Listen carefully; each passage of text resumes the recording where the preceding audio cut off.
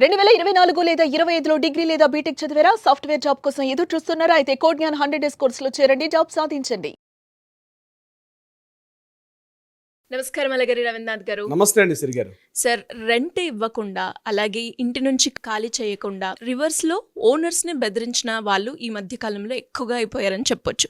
ఇలాంటి సందర్భాల్లో చట్ట ప్రకారంగా ముందుకెళ్ళాలి అంటే ఎలా ఉంటుంది సార్? ఇంటి ప్రాపర్టీని వేకెంట్ చేయట్లేదు టెనెంట్. అదేవిధంగా రెంట్ కూడా సరైన సమయానికి రెంట్ ఇవ్వకుండా ఇంటి ఓనర్ని చాలా రకాలుగా ఇబ్బంది పెడుతున్న సందర్భాలు, అదేవిధంగా కేసులు కూడా ఇటీవల కాలంలో చాలా ఎక్కువగా వస్తున్నాయి.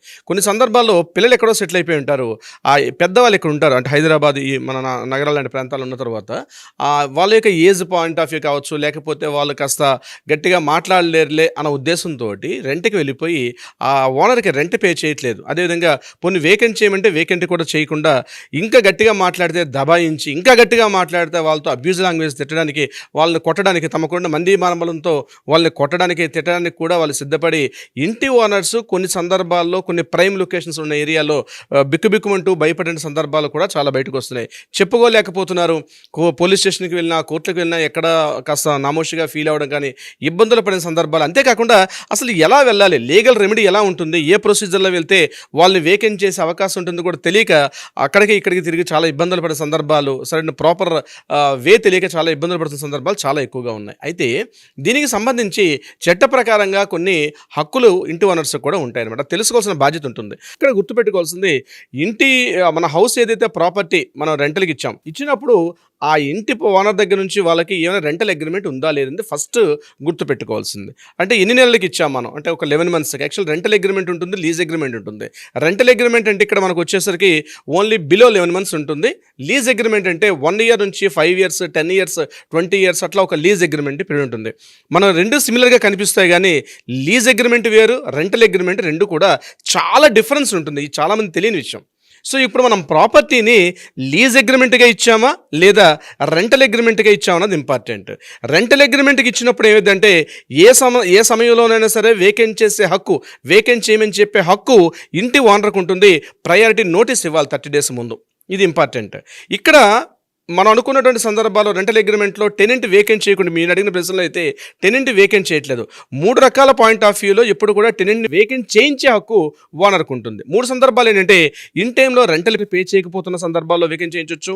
రెండవది, ఇంటిని డ్యామేజ్ చేస్తున్నాడు, హౌస్ని పూర్తిగా డ్యామేజ్ చేస్తున్నాడు, అక్కడ లోపల ఏదైతే ముందు రాసుకున్న అగ్రిమెంట్ ప్రకారం కాకుండా ఆ లోపల పార్ట్స్ అన్ని కూడా బాగా డ్యామేజ్ చేస్తున్నటువంటి సందర్భాల్లో ఓనర్ గుర్తిస్తే ఆ సందర్భాల్లో కూడా వేకెంట్ చేయించే హక్కు ఓనర్కు ఉంటుంది. ఇది కాకుండా మూడవది, ఓనర్కి ఏదైనా తన పర్సనల్ నిమిత్తం, తన ఫ్యామిలీస్ మళ్ళీ బ్యాక్ అవుతున్నారో లేకపోతే రెనోవేషన్ వర్క్స్ చేస్తున్నారని చెప్పు, ఈ సందర్భాల్లో కూడా వేకెంట్ చేయించే హక్కు ఓనర్కు ఉంటుంది. 3 సందర్భాల్లో ఆ ప్రాపర్టీని వేకెంట్ చేయించే హక్కు ఉంటుంది. అయితే ఇక్కడ రెంటల్ ఇవ్వట్లేదు కానీ ప్రాపర్టీని వేకెంట్ చేయించమంటే వేకెంట్ కూడా చేయించాలి. ఇటువంటి సందర్భాల్లో ఏం చేయించాలి? ఫస్ట్ ముందుగా ఏం చేయాలంటే ఒక సివిల్ సూట్ వేసుకోవాలి. ఎవిక్షన్ సూట్ అంటారు దాన్ని. యాక్చువల్గా ఈ ఎవిక్షన్ సూట్ అన్నది దగ్గరలో ఉన్నటువంటి సివిల్ కోర్టులో దీని మీద సంబంధించి వేకెంట్ చేయించమని చెప్పి వేసే రైట్ ఉంటుంది. ఇది కాకుండా ఒకవేళ ఆయన రెంట్ పే చేయకుండా కంటిన్యూగా ఒక 3 మంత్స్ 4 మంత్స్ ఉంటున్నాడు, అయినా రెంట్ మాత్రం ఇన్ టైంలో పే చేయట్లేనప్పుడు రికవరీ సూట్ అంటాం. అది కూడా కోర్టులో మనం రికవరీ సూట్ కూడా వేస్తాం. ఇది కూడా ఒక important point.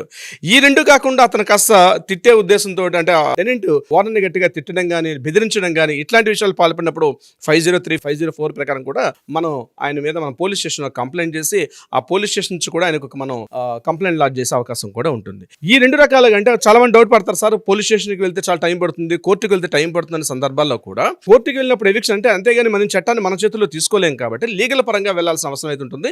But before that ఏంటంటే ఎవిక్షన్ సూట్లో ఇచ్చేటప్పుడు ఆ రెంటల్ అగ్రిమెంట్ ఏదైతే ఉంటుందో ఆ రెంటల్ అగ్రిమెంట్ సబ్మిట్ చేయాలి. అదేవిధంగా ఆ ప్రాపర్టీ రికవరీ సూట్ అంటారు. రికవరీ సూట్ అంటే ఇన్ని నెలల పాటు ఆయన వేకెంట్ చేయకుండా ఉన్నాడు, ఆ రికవరీ మంత్ అంతా కూడా ఎన్ని నెలల పాటు బాకీ ఉన్నాడు, అదేవిధంగా పవర్ బిల్స్ నెలల నుంచి పేమెంట్ చేయకుండా ఉన్నాడు, అదేవిధంగా మెయింటెనెన్స్ అమౌంట్ పే చేయకుండా ఎన్ని రోజుల నుంచి ఉన్నాడు, ఈ ఇత్యాది డీటెయిల్స్ అన్ని కూడా అందులో మనం మెన్షన్ చేసుకుంటూ మనం రికవరీ సూట్ వేసుకోవడం వల్ల కూడా రిలీఫ్ వచ్చే అవకాశం కూడా ఉంటుంది.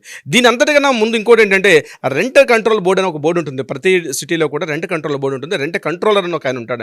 ఆయన నోటీసులో కూడా పంపించినప్పుడు వాళ్ళు కూడా లీగల్గా నోటీస్ పంపించే అవకాశం కూడా ఉంటుంది.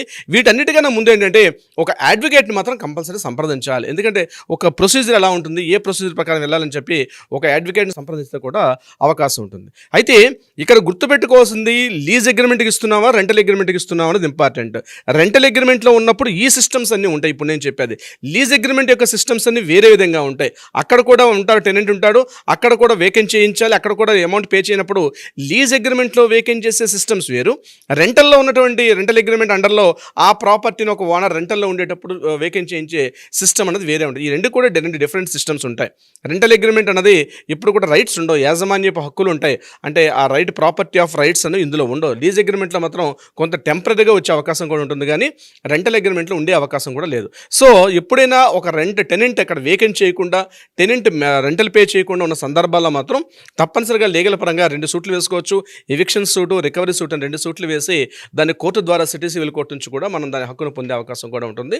ఏదేమైనప్పటికీ కూడా బెదిరింపులకు కానీ అబ్యూజ్ లాంగ్వేజ్తో తిట్టే సందర్భాలు వచ్చేటప్పుడు మాత్రం ఖచ్చితంగా పోలీస్ స్టేషన్ ఆశ్రయించి పోలీస్ స్టేషన్ నుంచి కూడా మనం రిలీఫ్ పొందే అవకాశం కూడా ఉంటుంది. సిరిగారు సార్, మరి ఎవరైనా కూడా ఇలాంటి సందర్భాలు ఎదురైన సమయంలో ఎవరైనా కూడా మిమ్మల్ని అప్రోచ్ అవ్వాలి, మీ గైడెన్స్ కావాలి, లీగల్ పరంగా వెళ్ళాలి అనుకునేటప్పుడు ఎలా అప్రోచ్ అవ్వాలి సార్? దీనికి తప్పనిసరిగా లీగల్గా ఎటువంటి రెమెడీస్ కావాలనుకున్నా, లీగల్గా సహాయం కావాలనుకుంటే దీన్ని సందర్భించి ప్రయర్ అపాయింట్మెంట్ తీసుకొని కింద నెంబర్ని కాంటాక్ట్ చేయగలిగితే, అట్లీస్ట్ కాల్ కానీ వాట్సాప్లో మెసేజ్ కానీ పెట్టగలిగితే మళ్ళీ మన లీగల్ టీం వాళ్ళతో మాట్లాడతారు. దీనికి సంబంధించి న్యాయపరంగా ఎటువంటి సొల్యూషన్ కావాలంటే కూడా తక్షణం మన లీగల్ టీం రెడీ ఉంటుంది. సిరిగారు thank you sir, thank you so much. Thank you so much అండి. సుమన్ టీవీలో మీ పర్సనల్ అండ్ బిజినెస్ ప్రమోషన్స్ కోసం కింది నెంబర్కి కాంటాక్ట్ చేయండి.